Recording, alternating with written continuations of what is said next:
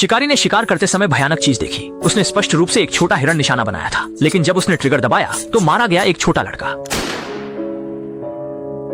इस भयावह दृश्य ने उसे बुरी तरह डरा दिया। दोनों ने सोचा कि यह एक भ्रम था। जब वे होश में आए तो दौड़ते हुए आगे बढ़े और देखा कि वहाँ सच में एक लड़का घास में गिरा हुआ था। यह देख निक पूरी तरह से डर गया। वह अपने घुटनों पर गिर पड़ा। लड़के को जगाने की कोशिश की, पर लड़का अब एक ठंडी लाश बन चुका था। निक बेबस होकर जमीन पर लौट गया। उसे समझ नहीं आ रहा था कि ऐसी स्थिति से कैसे निपटा जाए।